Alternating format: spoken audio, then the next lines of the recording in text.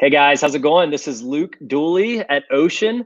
Thanks for jumping in. Hey, this is a different time than we've been doing this. We've been going live on Monday, Wednesdays, and Fridays at 3 p.m. Today, we're coming at you at 1 o'clock. It's obviously it's a big day. It's Easter weekend. It's Holy Week. It's Good Friday. And as we began to think about this conversation, as we began to think about what we might talk about on this day, we knew we wanted to talk about how do we manage, how do we think about, how do we lead well in the Easter moment in this age of coronavirus that we're in. And so there was no one better for us to think about, to join that conversation than my friend Chuck Mingo. Chuck is a campus pastor of the Oakley campus at Crossroads Community Church in Cincinnati. He's on the board of Ocean. So he's near and dear to me for that reason, among many others. And he's the founder of Undivided, which I hope we can get into a little bit during this conversation as well. Chuck, thanks for being with us, man. Luke, I'm so glad to be here, friend. Thanks so much for inviting me. Yeah, it's gonna be a fun conversation. So tell us a little bit more about kind of, I guess I spoiled it a little bit and told a little bit about your role, but just kind of what's your daily life look like? What are the things that you do here in the community? Yeah, well, unlike everybody else, nothing's changed in my life recently, so it looks exactly the same. I'm just kidding. I mean, man, everything is different. So as you said, I'm a pastor at Crossroads Church. So we've got multiple campuses, and I am the leader of our Oakley campus, our largest campus, our broadcast campus. And so you can imagine what it's been like to think through how do you pastor and shepherd in a time where you're dispersed and you're not gathering in large gatherings. And so, so lead the Oakley campus, love doing that. I'm also a teaching pastor at Crossroads, so I preach and teach in that role. And like you said, also a founder of Undivided, which is a 6-week experience around racial reconciliation and racial justice that we are expanding beyond Cincinnati at the moment. But that's also been pretty significant in this time to think through how all of that looks different. So that's what I do. And I should say, husband to an amazing wife. And I've got 3 kids, 11, 8, and 5. So in addition to all the other changes in my life, my wife and I started a new homeschool recently. Yeah. And we're doing that thing, which is great when you're the principal until you realize you're also the cafeteria workers and the janitors and the nurses and the disciplinarians. And so that's what our life looks like right now. Yeah, I was going to say, we all have acquired new titles. Like I think the one I'm most proud of is Chief Fort Builder. I like that. Building some really nice forts lately. Man, it is such an interesting time. Hey, I want to go to like the leader hat for you. Like, okay, leading this team, leading this campus, thinking about all this staff that is kind of under your care, then that kind of helps shepherd this community that's under your care. Yeah. What have you been encouraging your staff? Like, what have you been saying to folks about how to shepherd and lead and pastor in this moment? Yeah, so interestingly, it hit at a time for me where I actually had 2 weeks away from work with my family for what was going to be spring break. It still was spring break, but it wasn't the spring break that we thought. In fact, I was picking your brain on Nashville. We were going to go down to Nashville and do some stuff down there. So obviously that didn't happen. So when I came back into work and leading, I was able to really get a good challenge from my leader, Terry Phillips. And he asked, like, hey, being clear about your priorities in this moment is really important. And I took that to heart and spent some time thinking about it. And so here's what I've been telling my team, that my number one priority in this time is to encounter God and not escape this wilderness. You see in the Bible where Jesus was led into the wilderness by the Spirit. And that was a time of temptation and a time of testing. And I think all of us, we're in a time of testing. And so the choice is to either embrace it or try to escape it. And so I told my team, my number one priority is, how do I embrace suffering well? How do I lean into my spiritual rhythms in this time? The second priority for me is really around my wife and my kids, and really being a good lover and leader of my family in this season where everything's changing. So, early on, just even checking in with my kids on emotionally, how they're doing, how are they adjusting to all that's going on in their life. Third priority for me was taking care of my leaders, taking care of the people who are pastoring and shepherding on the front lines, the community that we lead together, and making sure that they have what they need. Because if they're not whole, they can't give to other people. The fourth one for me, I'm trying to remember them all from heart. I'll go to the last one and maybe the fourth one will come back to me. The last one was, then I'm in a place where I can shepherd the flock.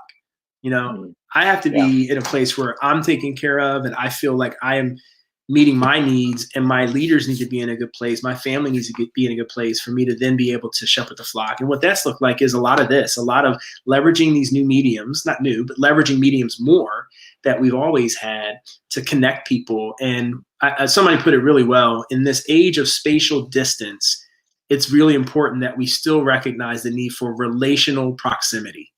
Wow. We might not be able to have physical proximity right now, but we can have relational proximity, and it's probably more important now than it ever has been before.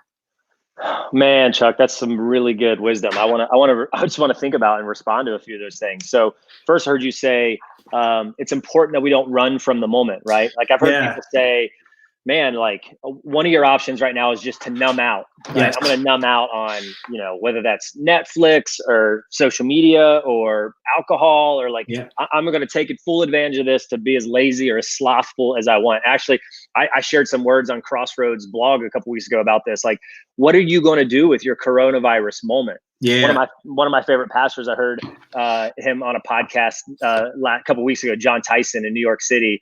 And he said, one day when your grandkids ask you what you did when the world stopped, you don't want to say, I binge watched every episode of the Great British Baking Show. Wow. Like, that's not true. Like, how are you going to leverage this? And how are you going to kind of maximize the moment, right? But also, like, man, there's stuff to grieve, right? Like our kids, like, I was talking to a friend yesterday, like my it's just clicking with my daughter, like, oh, the school program's not going to happen. We're not going to, graduations aren't happening. Birthday parties aren't happening. These are real things that we need to think about and grieve.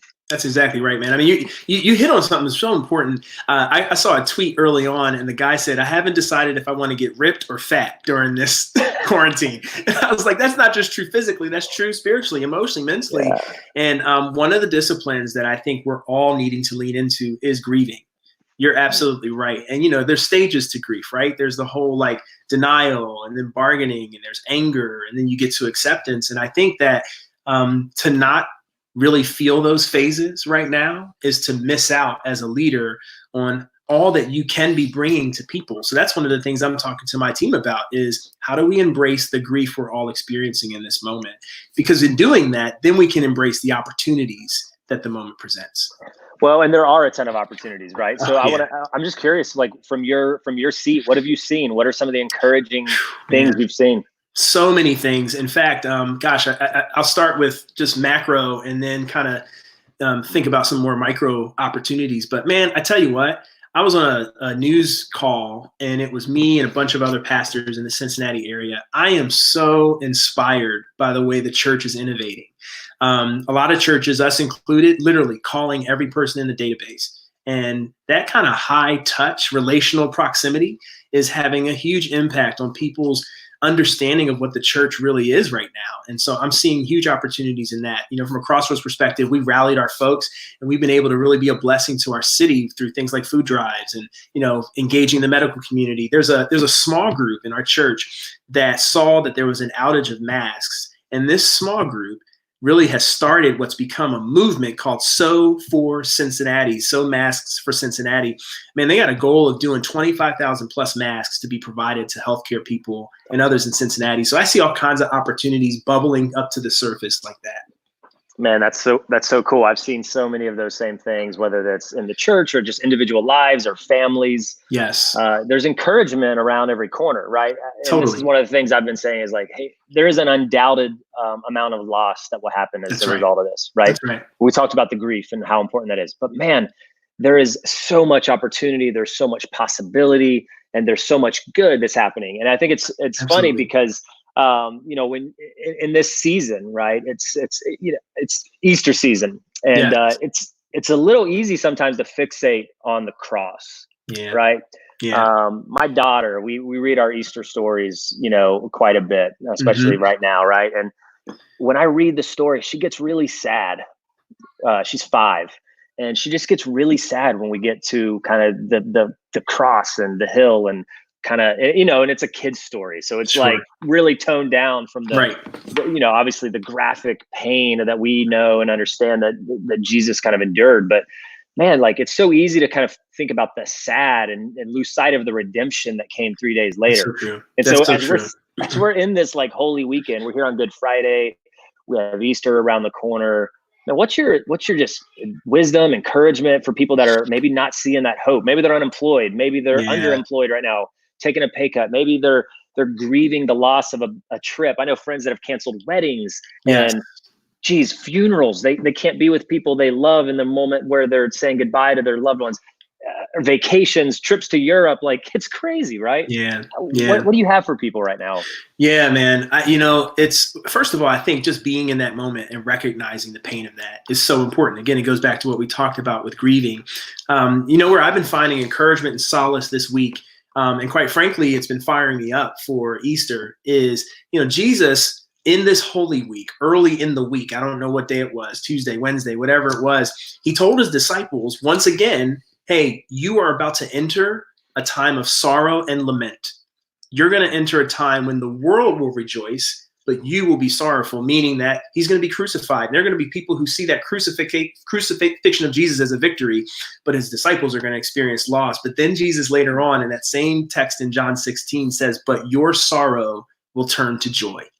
And I think that those words have never been more powerful for us. I mean, think about it. Here we are in Holy Week, and at least in the state where we are in Ohio, there was talk that this might be the week that we start to reach or get close to that peak in terms of what's happening with the coronavirus, literally a turning point in this story of pain and loss and death. And for us as followers of Jesus, and if someone's listening that's not sure about Jesus, we have to constantly live in this reality that we recognize this world is passing away, but that our story does not end on this side.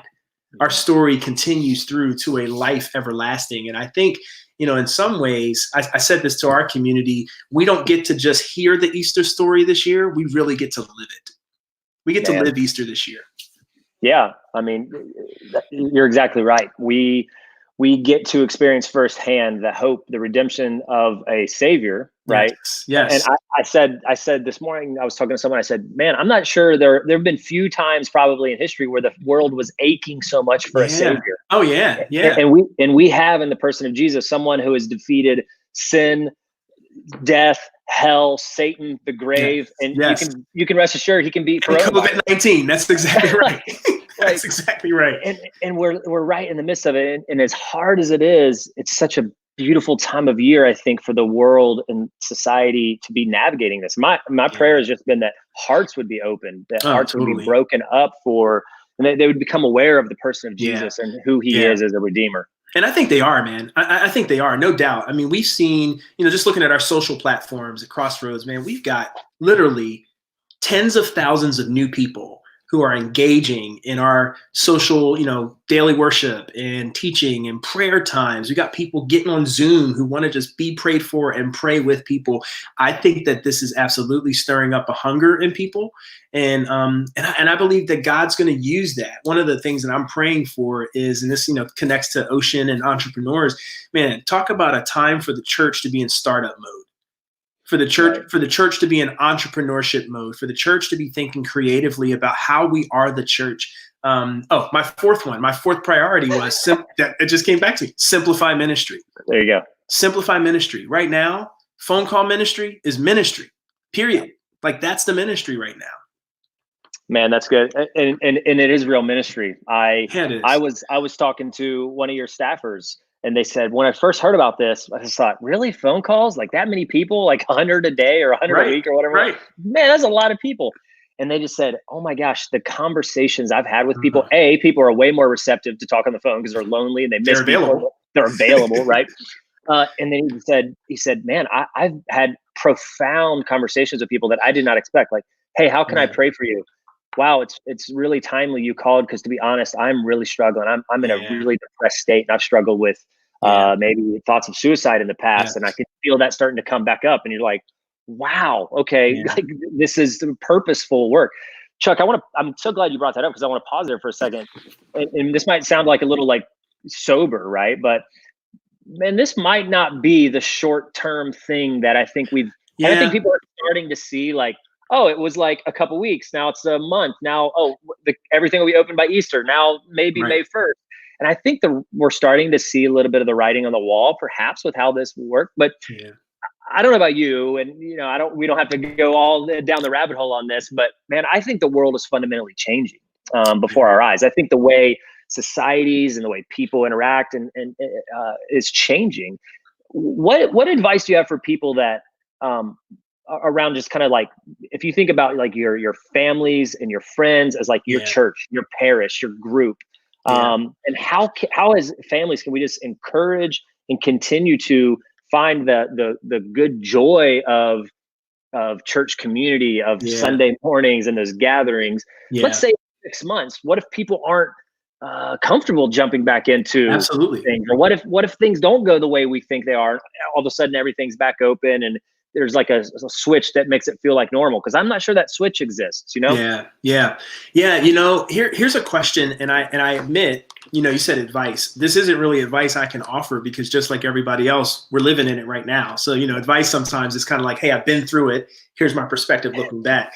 We're in the middle of it, right? And we don't know how long it's going to be. But there's a question that I've been sharing and not answering necessarily yet, because I don't know that I can, but I certainly want to answer it whenever this next phase starts.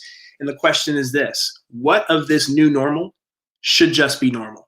And I think that's a question I want to be asking at every level of my life, how I'm relating to my wife and my family. Yeah. Can we put that right now? Like I'm going to pause. Like, if you're watching right now, what of your new normal have you realized? Yeah, teach us. Like, just throw it in the comments. Give us Absolutely. something. Give us something. Let's talk about that, because I'm asking that question. I'm asking that question. What of this new normal should be normal? There are ways that we're doing life right now that should be normal. Here's one. I am absolutely more intentionally engaging with my neighbors than I ever did before. And a big reason is because all of us aren't being pulled to all of our different sporting activities and all the other things that we do. Now, I'm not saying, first of all, let's just be honest. This might make me sound really shallow to your listeners. I am grieving the loss of March Madness. I am grieving the loss of the rest of the NBA season. I am grieving the loss of sports big time, man. I am missing that. That's just, I'm a sports guy, Hey, it should be Masters weekend. Right.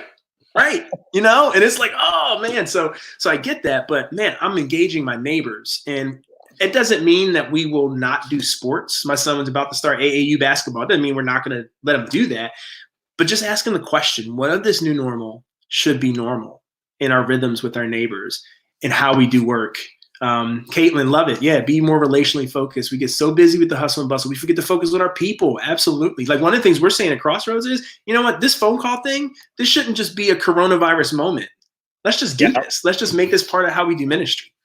Yeah, totally. I think a lot of families are realizing how great it is to have dinner around the dinner table. Yes. Yes. There's a great Ronald Reagan quote that says, all great change in America begins around the dinner table. I agree. And we've lost capacity for the impact of a phrase like that to really live itself out in our culture with as quick as we're running and eating out all the time. And you just grab something on the go and or we're eating with our devices or whatever. Totally. Man, here's one.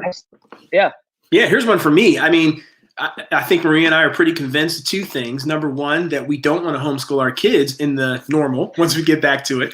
We're very thankful for teachers, very thankful for what they do. But I tell you what, for me, I am way more connected and involved in my kids' education than I ever have been. And there's a part of that needs to continue. There's some things I can teach my kids, even in the academic space, that are mine to teach them. And so, again, how do I do that? Yeah. It's funny, we were talking about this because literally just this morning I saw someone on Twitter and I liked it. So I just went out to my Twitter to find it. And he said, two things I've taken from this time in quarantine. One, I've taken so many seemingly simple things for granted. And two, I've filled my life with a lot of completely unnecessary crap that I don't miss at all. Yes. That's so true. Yeah. It's true. If I think in our lives as individuals, as family units, as organizations, if you're not taking stock of the moment, if you're not using this opportunity to say, okay, where's the fat, right? Yes. What's unnecessary? What are the new rhythms? What are we actually finding that we're like flourishing at because there's less going on? And man, how do we do more of that? Yeah. Then you're missing the opportunity here. You're missing the moment. Yeah. And it's interesting too, Luke. Just thinking about it on a macro level, when I hear you say that, where's the fat? There are some very interesting scientific things that are happening on the planet right now that just give me pause. Here's one I heard. You've probably heard that in Venice, the waters in Venice are clearer than they've been before. I heard another one, and I don't think this was for the whole planet, but some section of the planet, literally the Earth is 30% quieter right now. Wow. And I just think about that because God has this principle of Sabbath. And one of the things, it's funny, I'm reading through Exodus right now, and I'm recognizing the Sabbath principle is about way more than just the taking the one day off in 7. The Sabbath principle applies across everything that we do. And so as you think about the fat and where do you trim, there's a Sabbath principle that I think that God's inviting all of us to lean into, to say, how do you make margin in your life? It's been so hard for us to think about how to do that. And in some ways, we've all gotten a control alt delete, where we can say, truly, before I jump back into everything the way it was, now everyone in the world has the perfect excuse to say, I'm reevaluating my rhythms, and here's what I think I need. Yeah. It's incredible. That's so good. My pastor of our church when we lived down in Tennessee, his name's Darren Whitehead. Yeah. He preached a sermon a few weeks ago, and he said he was using Psalm 23, and he was the different roles of Jesus. And like, I am the shepherd, right? What is a shepherd? And he kind of went back to Psalm 23, and we kind of forget right there. He says, "He maketh me lie down by still waters." Like, that's right. He makes us at times. He requires us to do that.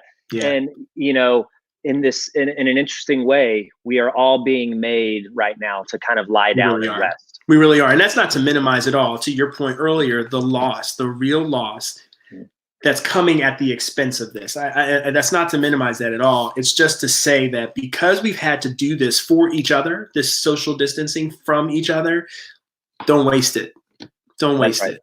That's right. Hey, as we start to wrap up, I want to throw one more question out and see if there's some folks. And then Chuck, I want to hear your response and talk a little bit about this. I want to know what people are doing for Easter. Like, what are you doing at home? Yeah. What are you doing? Because I was talking to I was talking to someone yesterday on the phone, and like, man, I'm just like, I don't know, like, it's kind of a bummer. We're not having everybody over. We're not having the big thing, but it's like, okay, what are we doing? At our house, we're going to color eggs tomorrow. We're going to do that whole thing. Grandma and Grandpa sent a big Easter box that showed up today, so that was already happening. I love it. We're going to do the egg hunt tomorrow. Just if you're not looking at the forecast, if you're in Cincinnati or our area where Chuck and I live, Saturday is probably your better day than Sunday. Yep. It's going to be colder and rainier on Sunday. Oh, man. So we're going to do the egg hunt tomorrow. And then my wife, man, she's got this great plan for an Easter meal. And I'm like, I want to cook with you. I want to be a part of cooking the Easter meal experience. But so that's what we're doing. It's pretty normal stuff, but what else are folks doing, Chuck? What do you guys got planned in your home? Well, David's planting a garden, so man, weather permitting. Great. That's a big asterisk, right? Weather permitting, but man, I know it's that time of year. Well, first, let me tell you one of the things. Our neighbor came up with an incredible idea that we're doing in our neighborhood right now, a virtual Easter egg hunt. Our neighborhood actually has a big Easter egg hunt, and of course, we can't do it this year. So what she did, she actually had families participate in painting eggs or coloring eggs and sticking them on your front window. Yeah. And then we have a list of addresses. And so you go around to the different addresses and you count the eggs and, you get the total right and you get a little prize. It's been so awesome because we've had so many kids, people that we know, people that we don't know, coming in and doing that. So we're definitely doing that as a family. Like you, we're doing an Easter egg hunt for our kids. It'll just be, our 3 kids having the Easter egg hunt. I think the coronavirus version of this, my wife is up in the game. There's actually going to be some cash prizes in some of those eggs. So my kids are making a come up on coronavirus, and there is a bag of candy in my house that is big enough to probably service 10 families. So hopefully some of that candy will be going out, or else this guy right here will be in trouble. I think there's, even in the families, like there's so much opportunity to get creative, Absolutely. Like you can put some slips of paper in these eggs. Like, all right, whoever finds this egg gets to pick the movie we watch this week, or picks the game that we play on game night, or kind of cash that in at any time, kind of like a little pass or a ticket. And I like the comment from Caitlin, who's reminding us that you're never too old to paint Easter eggs. That's exactly right, Caitlin. Like, hey, 25, still painting eggs. Put them on Facebook, Caitlin. That's what I was going to say. Post some pictures of them. We love to see pictures of them. That'd be awesome. Chuck, this was fun, man. It was insightful. It was. I hope it was helpful for folks and encouraging. Thank you guys for tuning in, listening. Chuck, thank you for taking time out of Good Friday and being with us today. Hey, very encouraged to be with you and to be with all of you who are tuning in right now. Thanks. Absolutely. Hey guys, thanks for joining. We're going to be back next week, every Monday, Wednesday, Friday. Typically we do this at 3:00. So we did it at 1:00 today, a little bit early just for some schedule reasons, but we'll see you next week. Have a great Easter. We just want to sincerely pray that you get that, you find that hope, you find that redemption, and you find that time with family and those that you love. And man, I would just encourage you, be bold. What a time to invite someone to a virtual Easter gathering. What a time to say, hey, we're going to be tuning in and watching this. Maybe you guys could too, and we could chat about it afterwards. So be bold, and I hope you have a blessed Easter weekend.